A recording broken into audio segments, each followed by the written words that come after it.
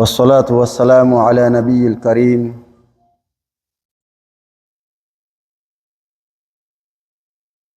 وعلى آله وأصحابه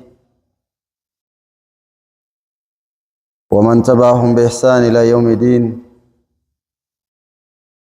رب اشرح لي صدري ويسر لي أمري واحلل عقدة من لساني يفقه قولي.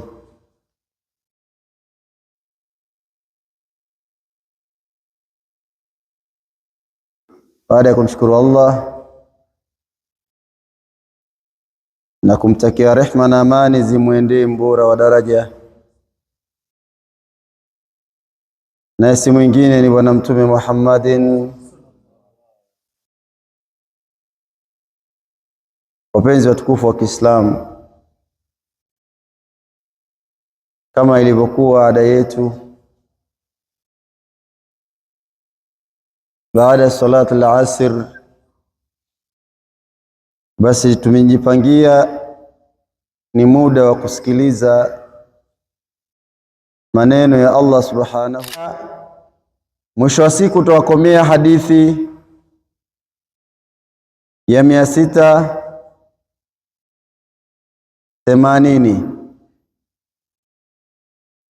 nayo tuliangalia jana kirefu kwa kiasi chake. Ni hadithi ambayo ilipokelewa na Abdullah bin Umar radhiyallahu anhu. Yeye asema amesikia Rasulullah sallallahu alaihi wasallama akizungumzia kuhusu habari za mwezi muandamo, na tukalizungumza namna gani zama zilipofikia sasa hivi kuhusu habari ya mwezi muandamo, juu ya mkanganyiko ulioko, mvutano ulioko, misimamo iliyoko. Walillahi alhamdu, tuliweza kueleza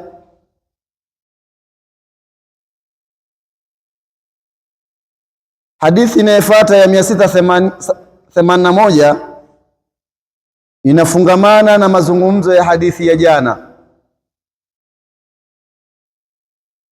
nayo ni ufafanuzi tu kwamba fa innahum alaykum.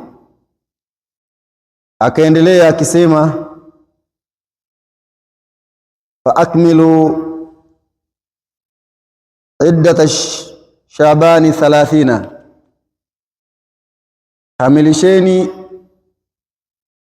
mwezi kama umekuwa ni shida. Fa innahum, ukiwa ni tabu, ukiwa umefunikwa na mawingu, imekuwa ni shida kuona siku ile ya 29 Shaabani,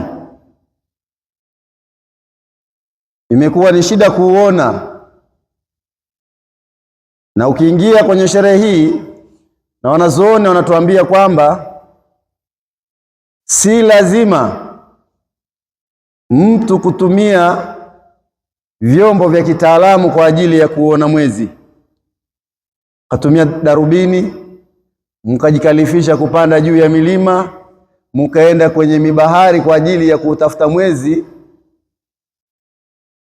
Ad-dinu yusr, dini ni nyepesi.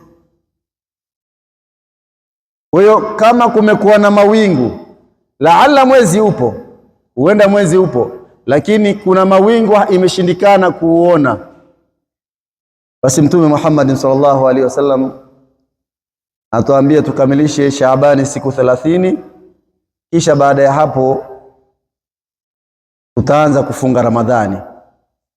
Na neno la khumma lina maana ndefu na lina maana ambayo sisi tumepewa wepesi kuto kujikalifisha kutafuta mwezi kwa vyombo au kwa vitu vingine, mpaka kwa watu wengine wanasema kwa watu wa ramli.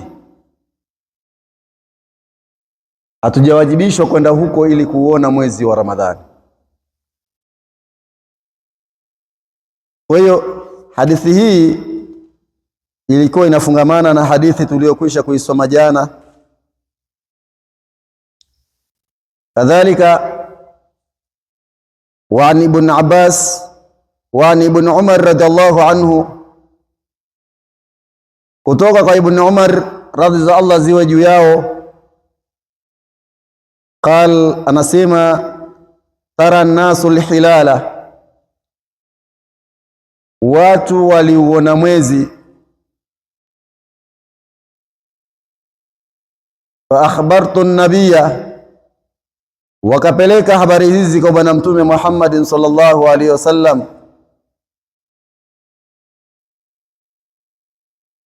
ana raaituhu, inni raaituhu, ya Rasulullah, mimi nimeuona mwezi. Waswama, mtume Muhammad sallallahu alaihi wasallama akafunga. Wa amara nnasa, akawaamrisha watu bisiyamihi, wa kufunga mwezi wa Ramadhani.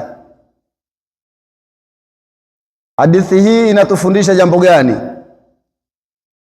Hadithi hii inatuelekeza na kutufundisha ya kwamba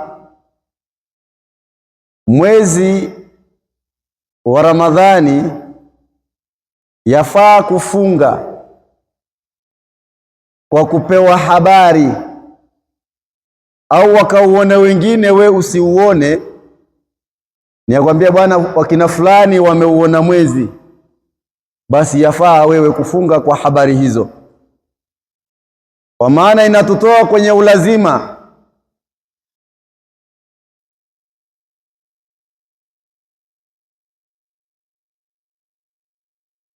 kwamba ili uweze kufunga ni lazima wewe uwe umeuona mwezi. Kwa hiyo hadithi hii inatuonyesha kwamba inafaa kufunga mwezi wa Ramadhani au kuufungua mwezi wa Ramadhani kwa kupewa habari na watu.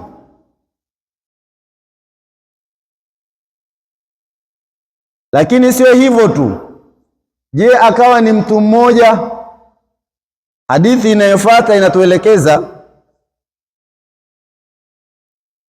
kwamba wa Ibn Abbas radhiallahu anhuma anna arabiyan jaa ila nabiy sallallahu alayhi wasallam. Sikiliza habari hii. Lengo la kuisoma hadithi hii kwamba hadithi ya mwanzo tumeona kwamba watu waliuona mwezi wakapeleka habari kwa Rasulullah sallallahu alayhi wasallama. Rasulullah akafunga na akaamrisha watu wafunge mwezi wa Ramadhani. Lakini habari hii kwamba anna arabia, kwamba Mwarabu jaa ila nabiyu sallallahu alayhi wasallama, alikuja kwa bwana mtume Muhammad sallallahu alayhi wasallama. Tusikilize mtu huyu ana habari gani, anaenda kwa Rasulullah sallallahu alayhi wasallam. Arabia ni watu wa mashambani. Akifika kwa mtume, faqala, akasema inni raaitu alhilala, ya Rasulullah, mimi nimeuona mwezi.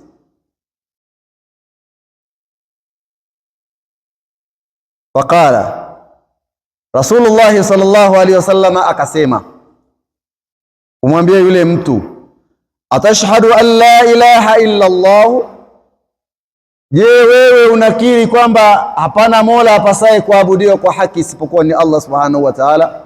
Kwa maana anashuhudia kwamba yeye ni Muislamu.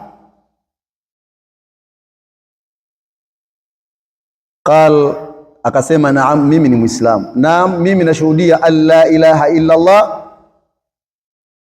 Akasema tena bwana mtume Muhammad sallallahu alayhi wasallam, atashhadu anna Muhammadar Rasulullah, je, unakiri kwamba Muhammad ni mjumbe wa Allah? Akasema naam, nakiri hilo.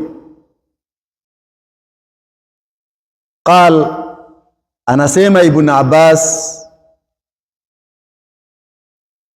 faadhana fi nnasi ya Bilal,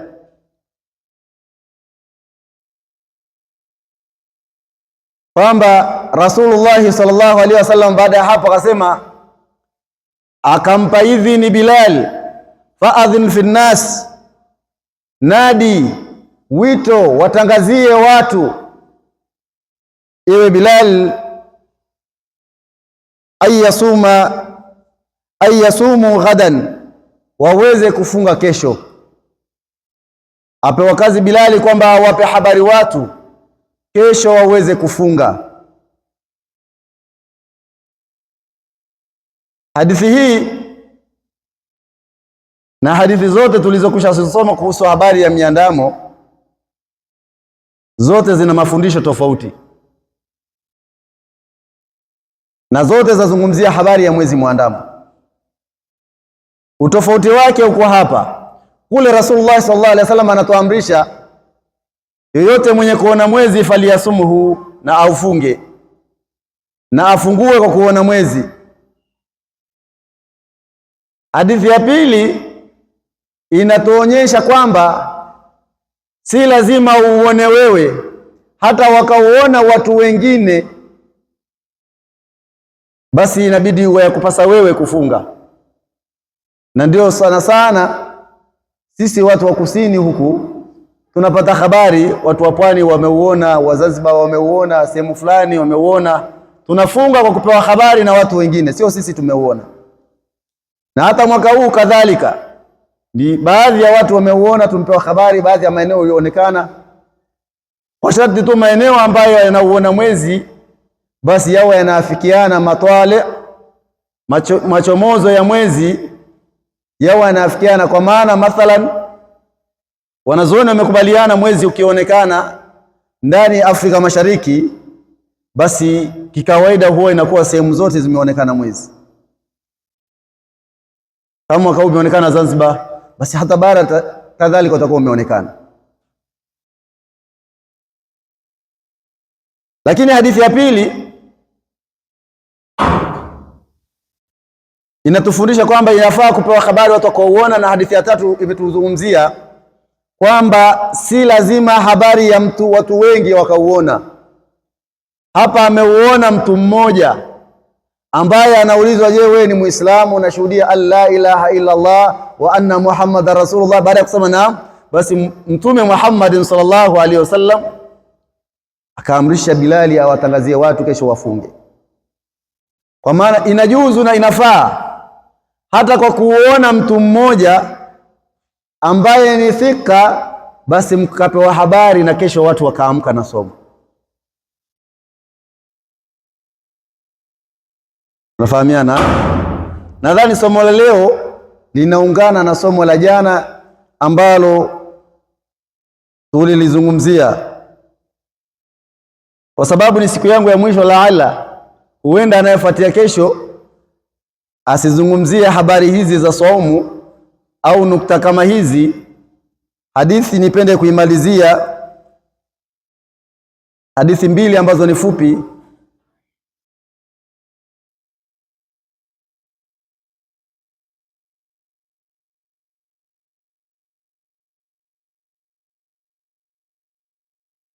Hadithi ambayo imepokelewa na Hafsa Ummul Mu'minin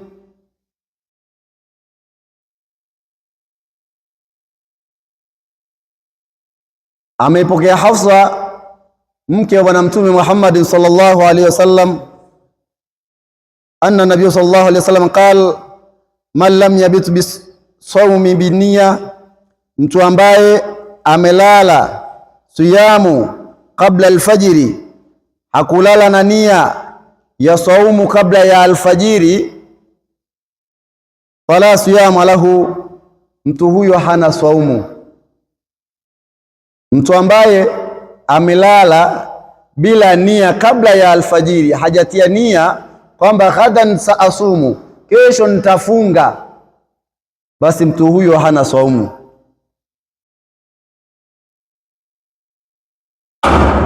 Na nyingine hadithi asema munasaba na hadithi hii, la siyamu liman, hamna saumu kwa mtu ambaye lam yafrudhuhu min al-layli, hakulala na nia usiku ya kufunga kesho. Kwa maana tunajifunza arkanu min arkanu saumi, nguzo miongoni mwa nguzo za saumu, an-niyya. Innamal a'malu binniyati wa innamal kulli imri'in ma nawa. Jambo lolote ni kwa nia. Wewe usipotia nia usiku kwamba ghadan saasumu, kesho ndafunga, ukawa amka tu ukawa hivi jana nilitia nia au sikuwa na kutia nia baada ya alfajiri, basi wewe saumu ya Ramadhani utakuwa huna.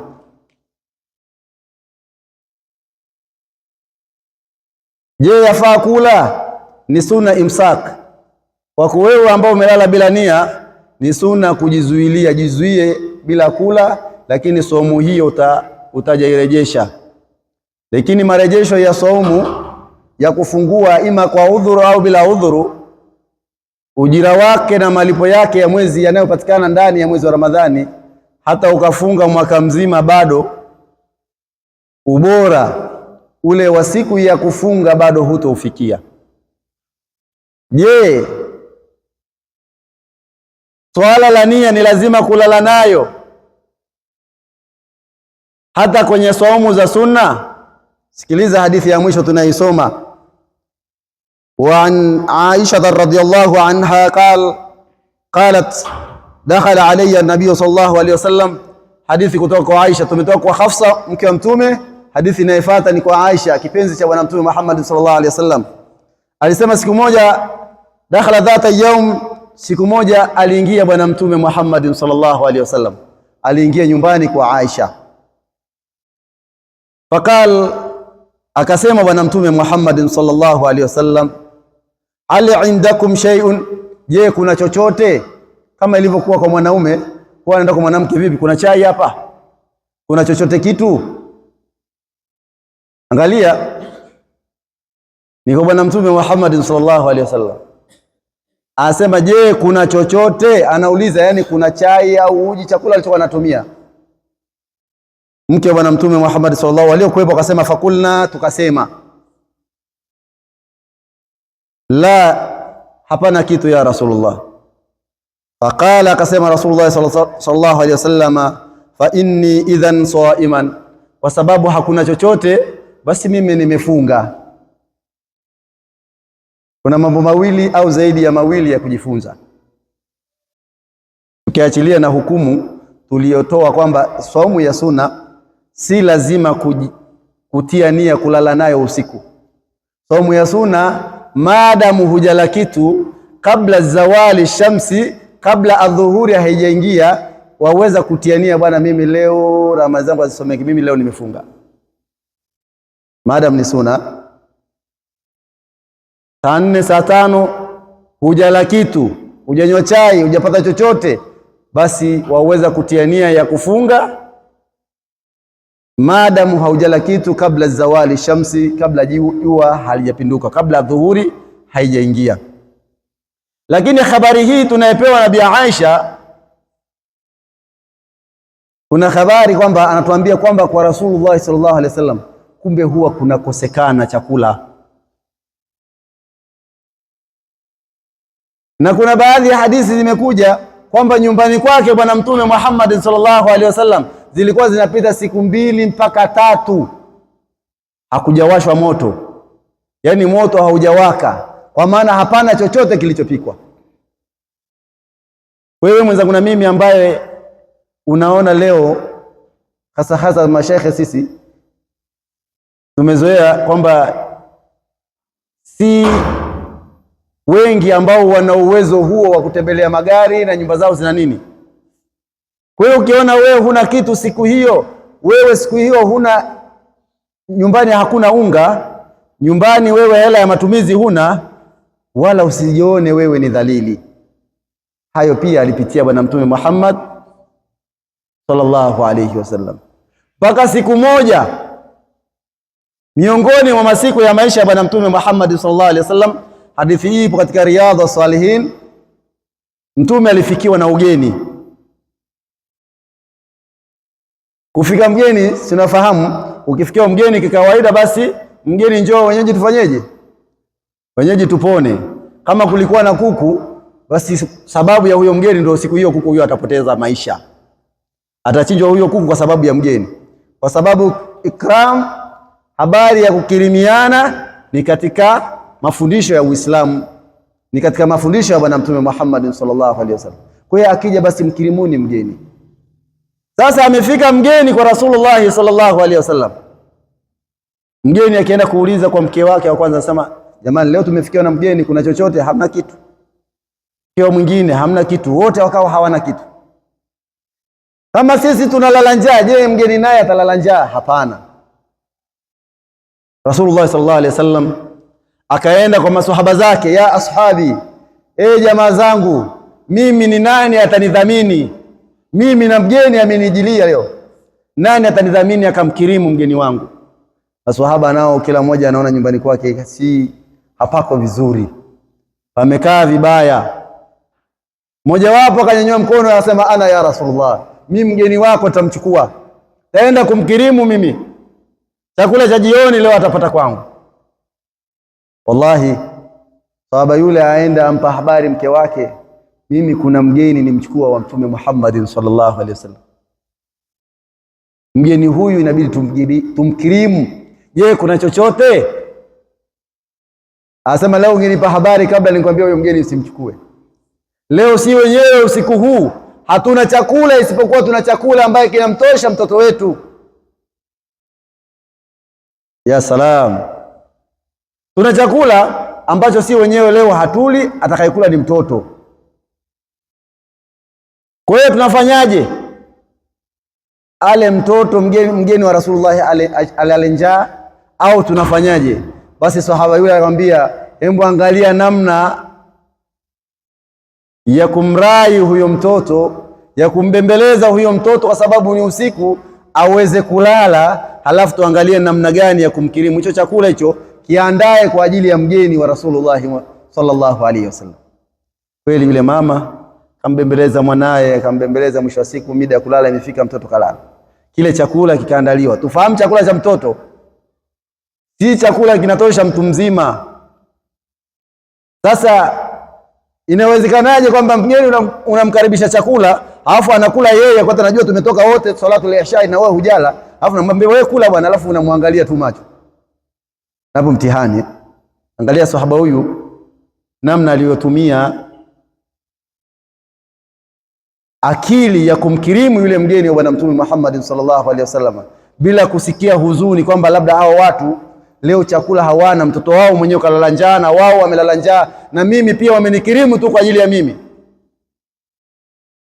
Basi walijadili jikoni mume na mke, bwana, chakula hiki ni kidogo, wewe tumeshamlaza mwanetu na njaa, na wengine wanaotakiwa kulala na njaa ni sisi, ili ale mgeni wa Bwana Mtume Muhammad sallallahu alaihi wasallam.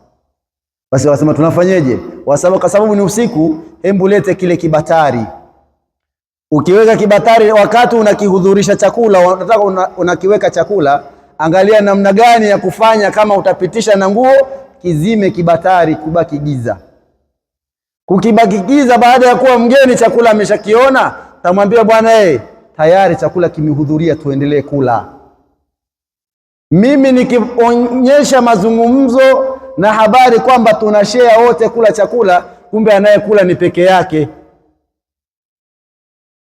Basi hilo likapita hivyo na likafanikiwa, na mgeni akala hali ya kuwa akifahamu wenyeji wanao chakula wamekula, na yule aliyokaa naye pale naye anahudhuria chakula, wanakula wote, kumbe chakula kile ni kichache, anakula peke yake, wala mgeni yule asijue habari hizi.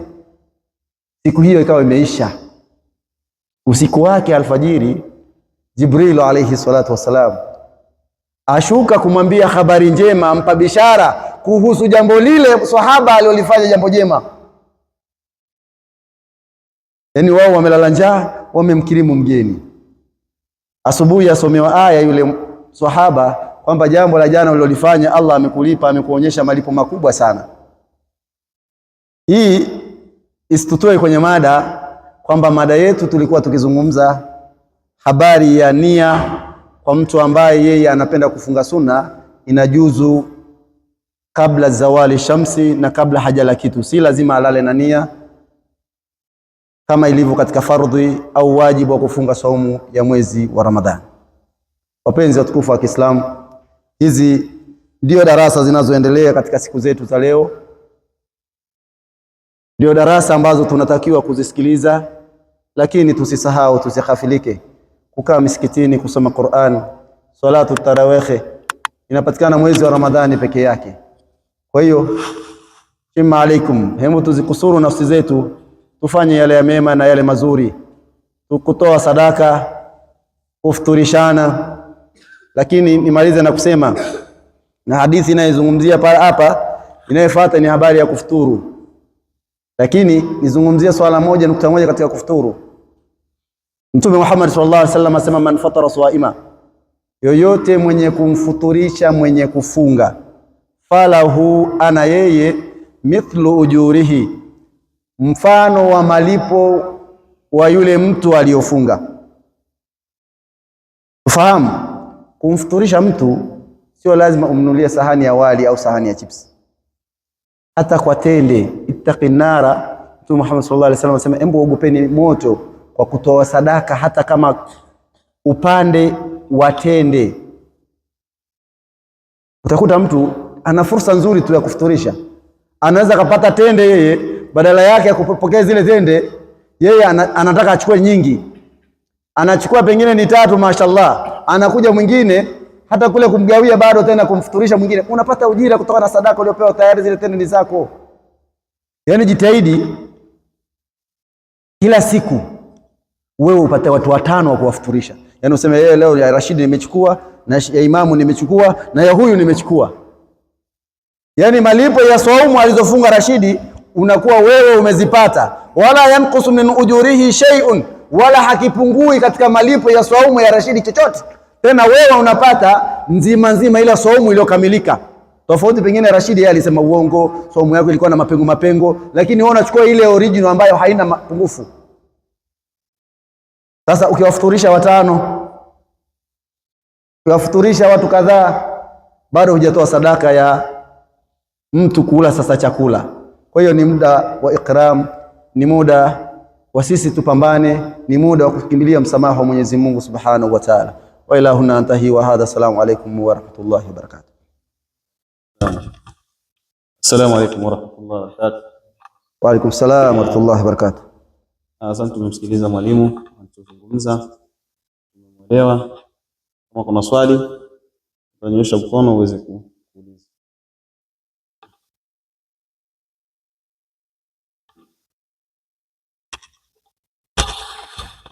Assalamu alaykum wa rahmatullahi wa barakatuh. Wa alaykum assalam wa rahmatullahi wa barakatuh.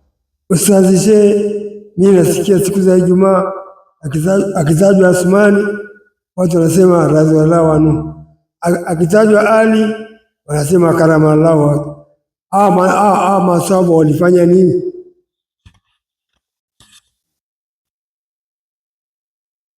Naam, tumsikia swali.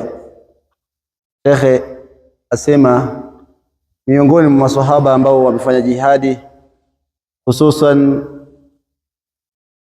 khulafa ar-rashidin, makhalifa wanne, ambaye ni Abu Bakar, Umar, Uthman na Ali karamallahu wajha. Asema hao wengine wote wakitajwa huwa wanasema radhiyallahu anhu.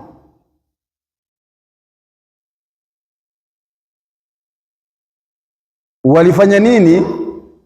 Kwanza wenyewe achilia mbali,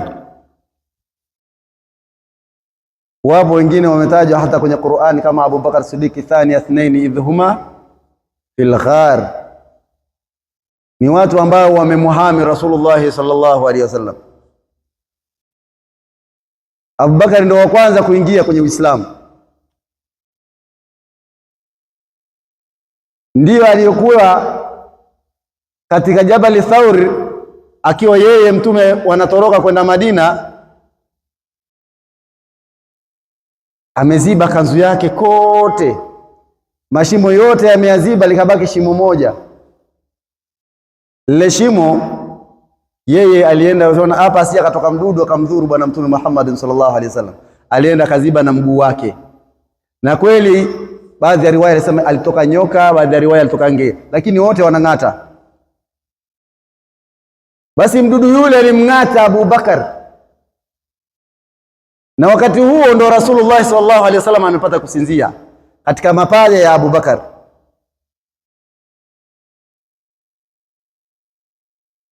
Abu Bakar hakutoa mguu, alivumilia maumivu.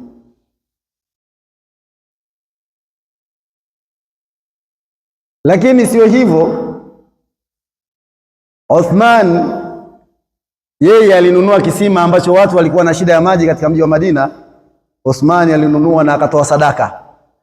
Yaani maji yanahitajika, maji ni dili, yeye akanunua na akatoa sadaka.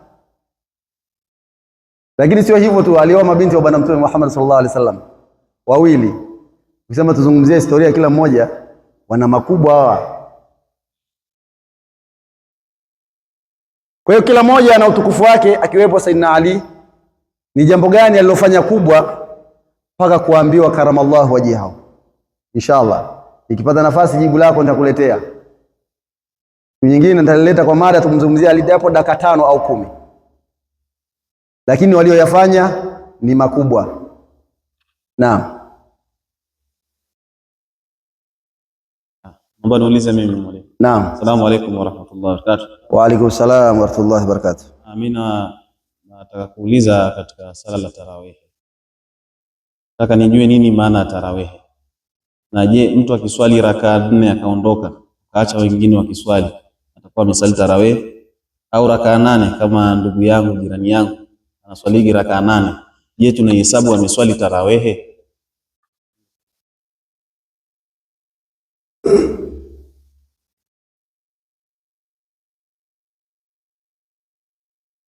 Salatu tarawih ni swala ambayo hupatikana ndani ya mwezi wa Ramadhani. Na yote mwenye kuswali tarawih huandikiwa kwamba amesimama kisimamo cha usiku. Rakaa zake za tarawih kuna ikhtilafu nyingi, mpaka wengine wameenda 40, 20, rakaa 8.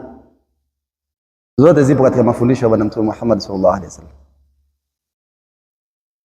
Lakini huswaliwa vipi? Huswaliwa rakaa 2 huswaliwa rakaa 2 na hutolewa salamu. Je, aliyosali rakaa 2 akatoa salamu, akasali rakaa 2 akatoa salamu, akasali rakaa 4, je, huyo itahesabiwa hii sio tarawih? Amesali tarawih, lakini hazijatimia 8 wala hazijatimia 20. Lakini Rasulullah sallallahu alaihi wasallam asema yote mwenye kusimama salatu tarawih fa akhraja ma'al imam, na akatoka pamoja na imamu, yani amesubiri imamu amaliza swala tarawih mpaka ikamalizika, akatoka pamoja na imamu, huandikiwa amesimama usiku mzima. Kwa hiyo fursa hii ya kuandikiwa umesimama usiku mzima usiache. Maana wewe sikiliza, wao msikiti wanasali rakaa 8, nenda kasali nao, toka naye na imamu. Wanasali 20, sali nao rakaa 20, toka pamoja na imamu, ili uandikiwe umesali usiku mzima. Unanyongeza kwenye swali lako? Kuongeza? Unaongeza alafu mpe nafasi. Kama liko kwenye pointi hii, lakini kama ni nje ya mada basi mpe mwingine. Ndio, kwenye pointi hii. Kuna hadithi ya Mtume Muhammad sallallahu alaihi wasallam ambayo imepokelewa na sikumbuki amepokelea nani, lakini nasema Mtume Muhammad sallallahu alaihi wasallam alikuwa akiswali rakaa 8 kabla ya Ramadhani, nje ya Ramadhani na ndani ya Ramadhani. Ikiwa ndani ya Ramadhani tunasema ni tarawih, nje ya Ramadhani nayo itakuwa ni tarawih. Kwa maana Mtume alikuwa hasali tarawih. Sasa kwa maana ukisema si tarawih, kwa maana ndani ya Ramadhani alikuwa anasali hiyo sunna nyingine, basi nje ya Ramadhani, ndani ya Ramadhani alikuwa anasali nini? Kama ni rakaa 8, kwa sababu tufahamu hadithi ni nyingi, na ndio maana sitaka kwenda kwenye hadithi. kwamba Rasulullah sallallahu alaihi wasallam aliswali rakaa 8 jamaa na rakaa 12 alienda kumalizia nyumbani, kwa maana hiyo tarawehe. Na aliogopea sana, alioleta salatu tarawehe ni moja kati ya makhalifa wanne. Nani? Umar ndiyo ameleta swala ya jamaa ya tarawehe kusaliwa misikitini. Ni miongoni mwa mambo waliofanya maswahaba khulafa urashidin, ndio imeletwa msikitini na kuswaliwa kama hivi tunavyoswali. Lakini Rasulullah sallallahu alaihi wasallam aliyosalisha ni rakaa 8. Na swali la mwisho, amna mwingine tofauti na Rashidi?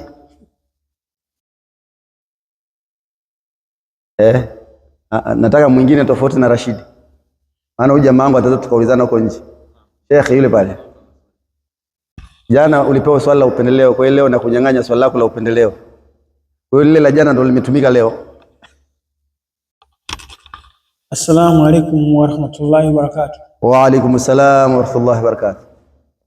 Amani, mimi nipo nyuma kwenye somo mwanzo tulipokuwa tunaanza. Kwa mwanamke kwenye kufunga haisabiki kama sijajua kama nitakuwa nimeuliza vizuri. Yaani akiwa kwenye hedhi anakuwa hayuko kwenye funga. Sasa hivi watu wameendelea zaidi, kuna sasa zaidi. Kuna watu wanaotumia dawa ili kukata hedhi. Je, huyu mtu anakuwepo kwenye hukumu gani?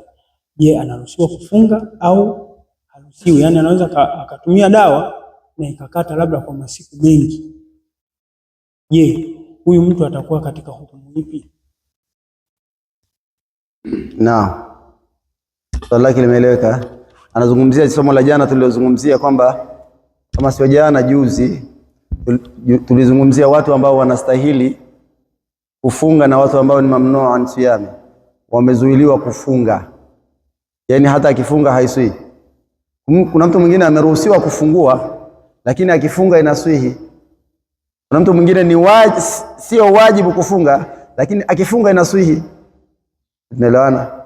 Yaani mfano mtoto mdogo sio wajibu kufunga, ambaye ni mumayyiz, na ni utaratibu wetu wa Kiislamu lazima kuwafundisha watoto kufunga. Yana miaka 7 ni mumayyiz ghaira baligh, ana miaka 7, miaka 8, miaka 9, sio wajibu kwake yeye kufunga, lakini akifunga somo inaswihi. Sawa? Kuna mtu mwingine ni ruksa kufungua, lakini akifunga somo inaswihi, kama vile msafiri au mgonjwa. Ruksa amepata kufungua, lakini akifunga somo inaswihi. Kuna mtu mwingine yeye sasa ni wajibu kufunga, lakini kwa wakati huo yeye kufunga, hata akifunga somo haiswi. Ni mtu mwenye nifasi, mwenye haidh, ndio? Hata akisema mimi sasa nina haidh lakini ngoja nifunge, somo haitoswi. Kwa Uislamu Sasa Sheikh swali lake liko hapa. Huyu ambaye yeye somo yake ni mamnuu, imezuiliwa kwa muda, ana haidh au ana nifasi. Sasa akaamua yeye akatumia dawa, au la, tayari alishatumia madawa ya saizi, madawa ya uzazi haya, au la, yeye mwezi ule hakajatumia chochote na ule mwezi akaenda free hivi hajaona. Sasa tunazungumzia masuala ya nini? Ya haidhi. Hajaziona zile siku zake, ndio ima kwa dawa ima bila dawa. Je, ataruhusiwa kufunga tu? Naam, atafunga tu kama siku zake hajaziona na somo yake ni sahihi. Kama swali lako linauliza kuhoji kuhusu dawa, je, kutumia dawa ili niweze kufunga Ramadhani zangu zote? Swala la kutumia dawa ni jaiz, lakini si lazima utumie dawa. Hata masala ya hija yako hivyo kwamba je, inafaa kutumia dawa kwa sababu mimi siku zangu pengine siku ile tawafu wadai, na ili uingie katika Kaaba pale lazima mtu uwe umeepukana na haidh na nifasi. Vipi? Au tawafu wadai au tawafu ifadha, nataka nitekeleze zile, jaiz, lakini ubora Umepata ruksa, acha kutumia dawa, wewe ingia siku zako za ada, kwa sababu Mwenyezi Mungu kuziweka hizo zina malengo yake. Kwa hiyo utaratibu huo uliowekwa na Allah ndani ya mwili wa kuingia mwanamke kwenye ada yake ni kutoa vitu vingi, miongoni mwao ni maradhi, ili kuepukana na kupata madhara ya mwili wako. Usitumie dawa, ni bora zaidi siku zako zile zikifika fungua, na Ramadhani ikiisha siku ulizozifungua zilipe. Shekhe, ndio penyewe. Allahu a'lam. Alhamdulillah, tunashukuru habibi kwa darasa lako, na darasa litaendelea. Maswali ni matatu labda kwa ajili ya kuendelea. Okay. Mashaallah.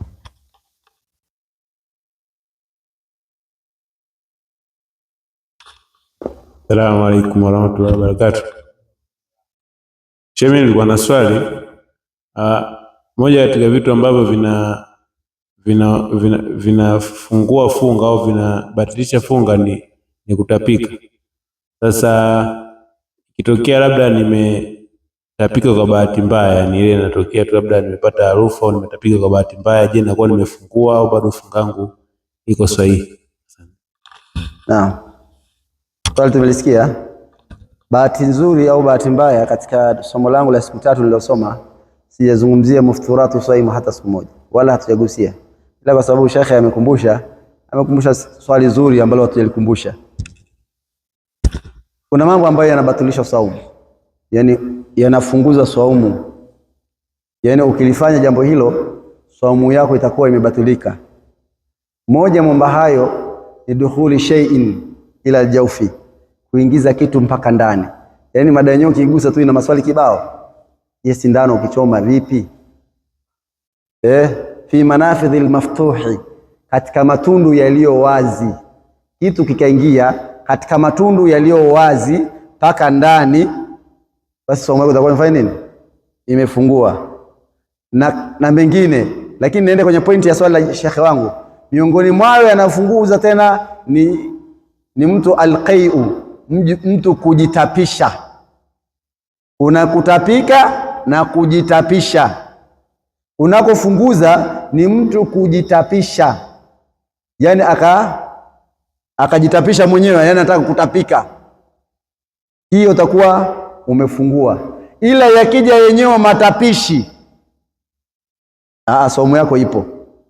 Na huku kuingia vitu ila jaufi mpaka ndani, kama kula, kunywa na kitu kingine kikaingia katika manafidh maftuhi, katika matundu yaliyo wazi, kaingia mpaka ndani, kama kwenye koo. Je, mbona mdomoni hapa napo si ndani?